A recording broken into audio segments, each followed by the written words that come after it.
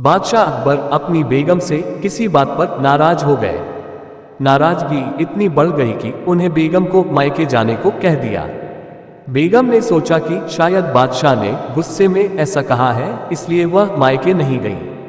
जब बादशाह ने देखा कि बेगम अभी तक मायके नहीं गई हैं, तो उन्होंने गुस्से में कहा, तुम अभी तक यहीं हो गई नहीं? सुबह होते ही अपने मायके चली जाना, वरना अच्छा ना होगा। तुम चाहो तो अपनी मनपसंद चीज साथ ले जा सकती हो। बेगम सिस्त कर जनान खाने में चली गई। वहां जाकर उसने बीरबल को बुलाया। बीरबल बेगम के सामने पेश हो गया।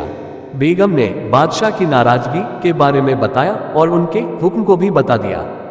बेगम साहिबा, अगर बादशाह ने हुक्म दिया है तो जाना ही पड़ेगा और अपनी मनपसंद चीज ले जाने की बात जैसा मैं कहता हूँ वैसा ही करे, बादशाह की नाराजगी भी दूर हो जाएगी।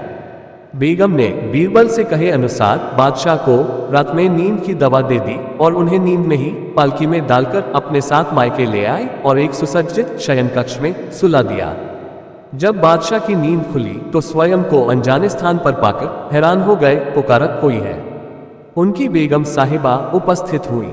बेगम को वहां देखकर वे समझ गए कि वे अपनी ससुराल में हैं। उन्होंने गुस्से से पूछा, तुम हमें भी यहाँ ले आए? इतनी बड़ी गुस्ताखी कर डाली। मेरे सरताज, आपने ही तो कहा था कि अपनी मनपसंद चीज ले जाना, इसलिए आपको ले आए। ये सुनकर बादशाह का गुस्सा जाता रहा। वे मुस्कुराकर बोले, जरूर तुम्हें ये तरकीब बीरबल ने ही बताई होगी। बेगम ने हामी भरते हुए सिर हिला दिया।